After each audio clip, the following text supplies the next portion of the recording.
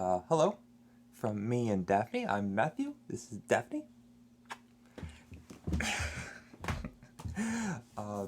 Steve, I hope you like that.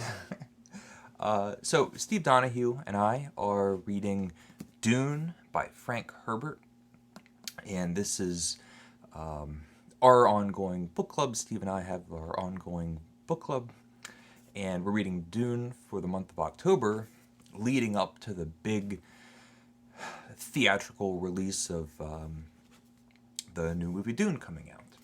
And this week we read book 2, Muad'Dib. And I have this movie in mind, so the movie's coming out, and the publicity wheels are turning. There's trailers coming out, people are talking about it, and there is speculation about how much of the book or what sections of the book are going to be in the movie. I've heard only the first book, so just part one, which is just called Dune, and I cannot believe that it could be a strict adaptation that ends at the end of part one. And I've seen trailers, which makes me think. My prediction is that the movie will be mainly set with through parts 2 and 3, and part 1 will be filled in the form of flashbacks. That's how I think they'll get around that whole setup. The movie will start. They're already on Dune. Paul and Lady Jessica have already been exiled into the desert with the desert people, the cave, the underground desert people, the Freemen, because they have to have that love story. There's going to be a love story throughout this movie. So, in any event, part 1 sets up this huge world with a complex system of different planets and different houses of royalty. There's different families, complicated socio-political mechanisms, different houses, different royal houses, trying like through schemes and I don't want to say diplomacy, but through that kind of skeevy political greasework, getting on top of each other's shoulders and pushing each other's head into the mud and all those kinds of things, which creates a situation where you have a water planet where the House Atreides live and rule, are sent over to a desert planet, and they're supposed to offset or take over for the Harkonnens. They're going to be booted out of the planet, and this is all done by like a puppet master emperor. And the idea is that the Harkonnens are going to go back on their word. They're going to betray the emperor's orders. It's going to be this big trap. So the House Atreides, Duke Leto, his concubine wife, Lady Jessica, Paul, and then the whole other system of people around them are just going to be walking into their doom. And it all plays out that way. Duke Leto knows that it is a trap. He's bringing essentially his wife, Lady Jessica, he's bringing his wife and son into an extremely dangerous, precarious situation. It leads to Duke Leto dies at the end of part 1. And Lady Jessica and Paul barely get away. They nearly die by the end of this. The Harkonnens have taken over Dune. Paul and Jessica are just kind of left out into the desert to die. And there's other people around that created this catastrophe. There was a traitor, the doctor who's supposed to be unable to lie, and through different ways of treachery and deceit, he does lie, and all this stuff happens. And that's the end of book one. If that's the movie, it would be daring, but it would be the story of a family tragedy with a grand backdrop, with the desert planet, with spice manufacturing, with the giant worms. But the story would be a family tragedy, the downfall of a royal house, a son that lost his father. Part two is a redemption. It's a retaliation story. It's Paul growing into his own. So he is a 15-year-old boy, basically this prince, has had everything handed to him. He's intelligent, very smart, very quick, very sensible and respectful. Been trained in the art of war and public life, and what it's like to be an ambassador for your family and all of those things. But all of this stuff has been handed to him. He has lessons, daily regiments. There is the royal house operating around him and treating him like he's royalty. And what we're shown is why he deserves that. When everything is stripped away, Lady Jessica and Paul are just left to die in the desert. Eventually, they come across the desert people, the freemen, and he has this signet ring. I have my signet rings, which proves that he is the son of the Duke and all of that. But he doesn't have that support system around him anymore. He's just a person exiled in the desert. For all the freemen should really care, but his actions, his way of being persuasive, his physical abilities impress this new group of people that him and his mother are encountering.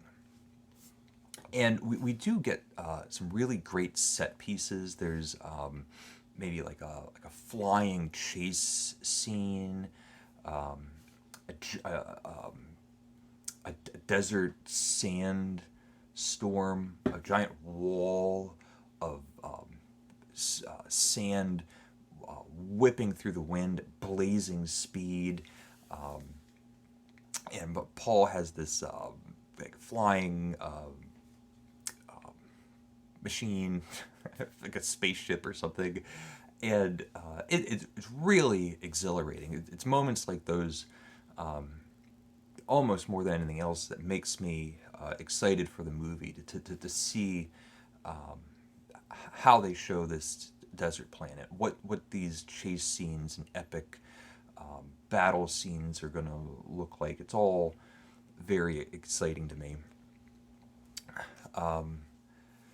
Paul and Jessica really remind me of Jedi. They are these overpowered, they just have special abilities. Throughout part two, you see all of the potential that Paul has to utilize the weirding way of the Bene Gesserit, which is a collection of these almost like a nunnery of superpowered women that have mental abilities and some physical abilities. And Paul has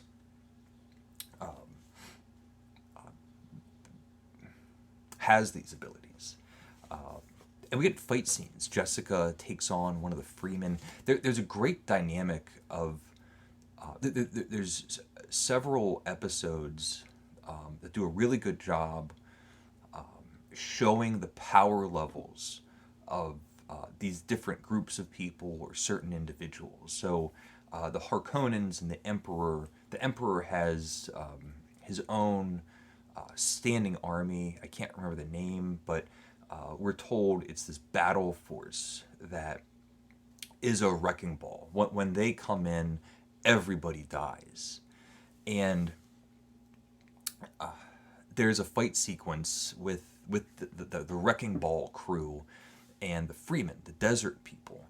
And the desert people kill some of these wrecking ball people. And this gets back to the Baron, and he just doesn't believe it because nobody survives an attack from the wrecking ball people. Then Lady Jessica fights one of the Freemen.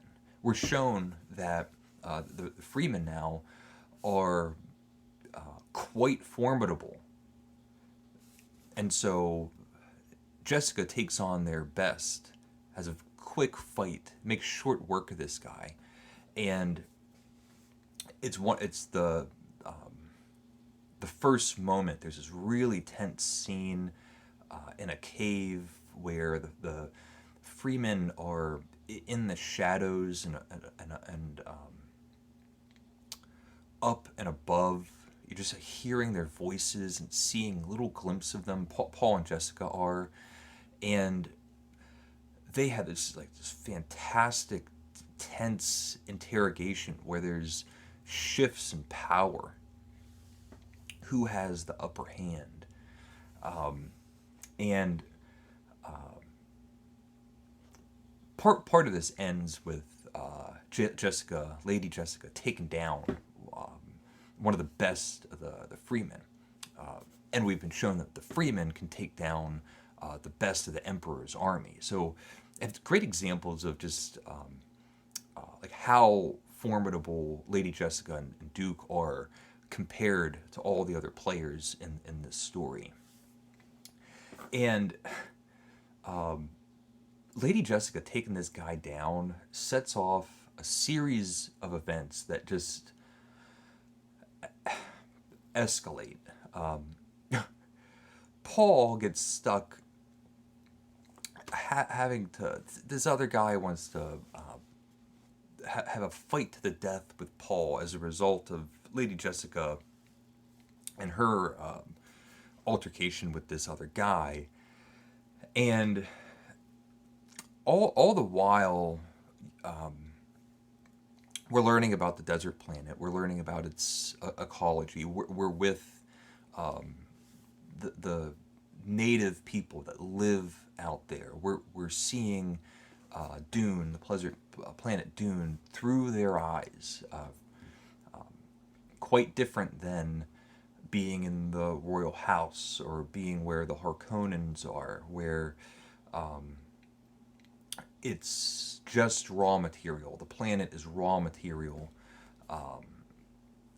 just in order to get this spice. The Freemen see it as the planet that they live on. And Paul and Jessica are, even though they're winning them over, they're very much in their hands, and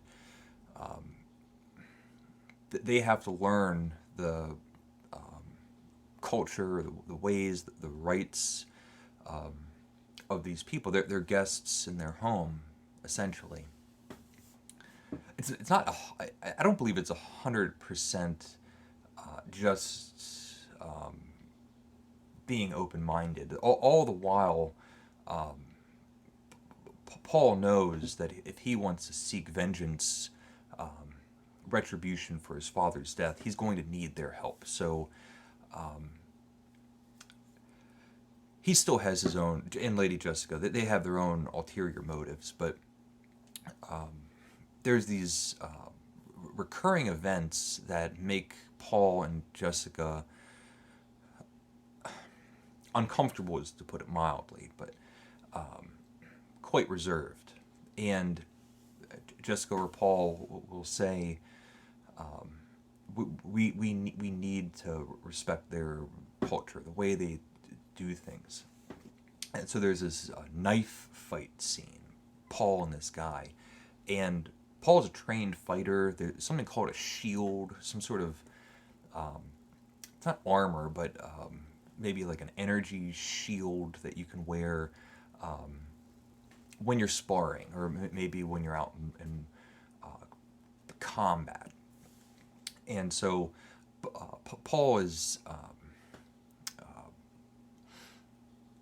a talented, formidable opponent, but he's still going up against someone that has a different style and a different way of fighting, and it's a fight to the death. And Paul's never killed anybody. He's never really been in combat, and he's a much better fighter than this other person. And there's a large crowd, everybody's watching, and they think that Paul is being cruel, that he's just taunting and drawing out this fight and giving this person a slow, painful death. In reality, he's hesitant and doesn't want to kill this person. It ends that he does. And his mother was watching. His mother watched him kill a man. This person, another one of the cultural quirks of these desert people, water is so incredibly valuable that this dead body, they need to extract the water out of him. They're going to squeeze him like a sponge. And the dead man's water is going to be given to Paul as a trophy, his winnings, because this fight takes place out of their still suits, these suits that they wear to preserve the water in their bodies. It recycles it.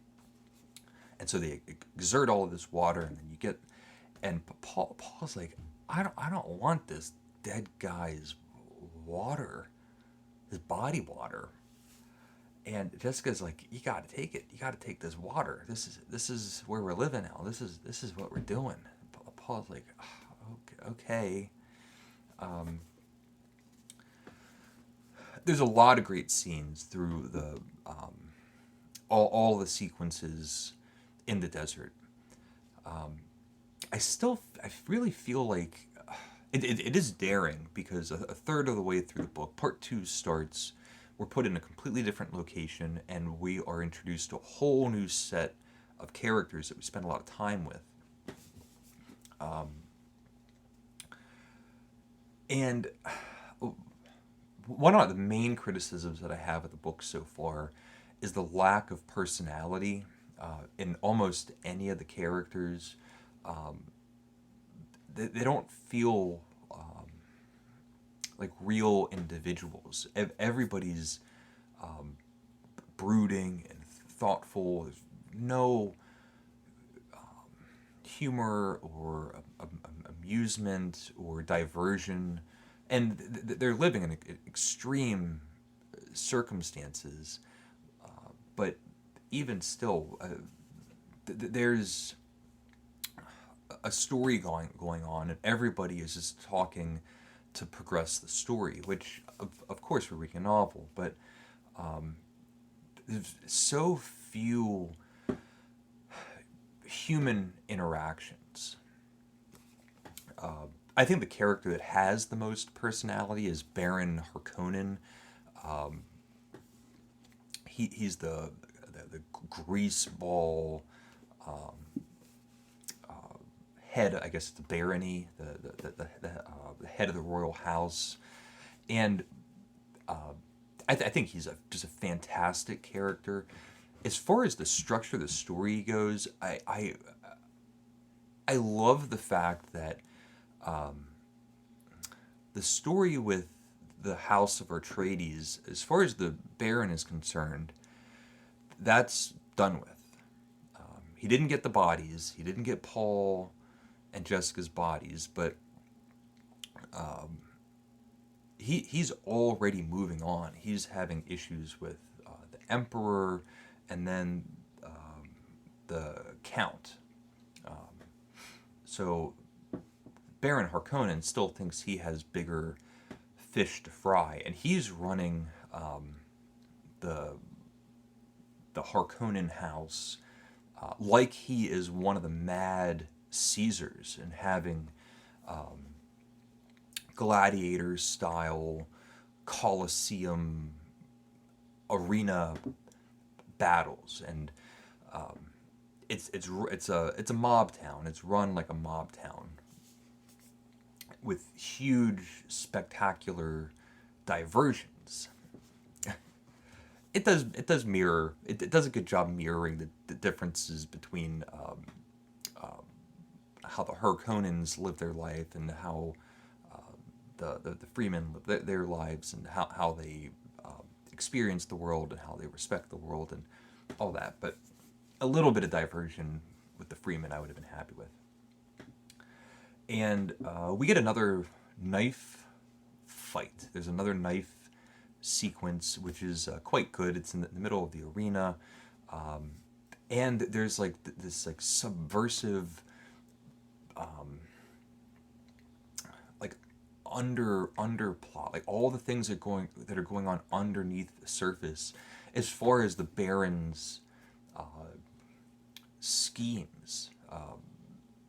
He wants to have a confrontation with the Emperor. I just love that he like everything that's coming up next, he has no idea about. I think that's really interesting. It's not the Baron still thinking about Paul and Jessica. Part two ends with this. There's another cultural rite.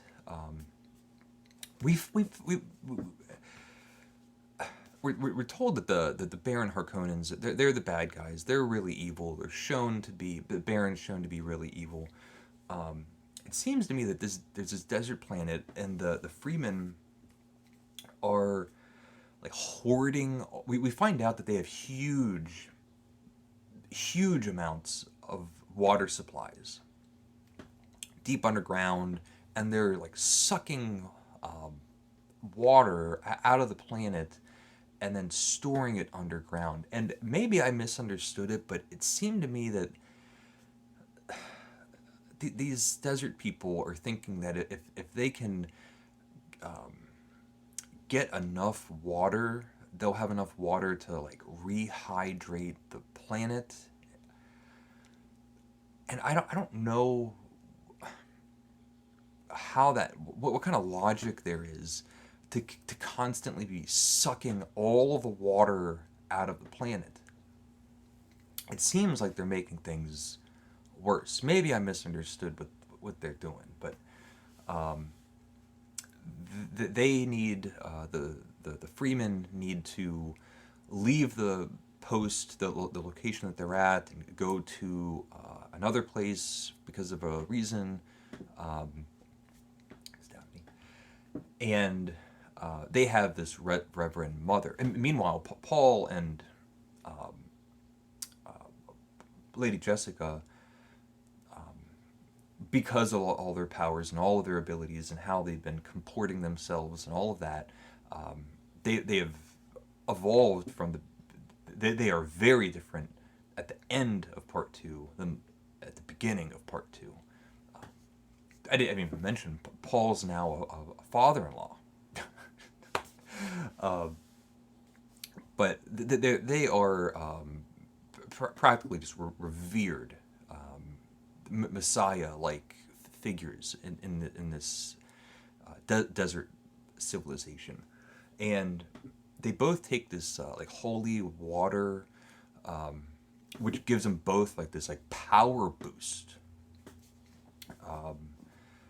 Lady Jessica is now, if I read it correctly, is now like the Reverend Mother, and Paul is one of the leading members of this of the Freemen, and it's great. It's really exciting. Baron Harkonnen doesn't know what's coming, but just two operations going, and they're going to be colliding, which is just great. Those are some of my thoughts on part two. There's a lot that happens. There's a lot of activity in part two. I just covered some of the things that came to mind. That knife fight, the two knife fight scenes, I don't know how. I don't want to see it on film. Two people holding their knives, but I'm sure it'll be there. Let me know if you've been reading along. I can't wait to hear Steve's thoughts on part two. So leave a comment if you'd like. Let me know if, what you've been thinking about the book or anything that I had to say, anything like that. Thank you for watching. Please leave a comment if you would like, and take care. Bye.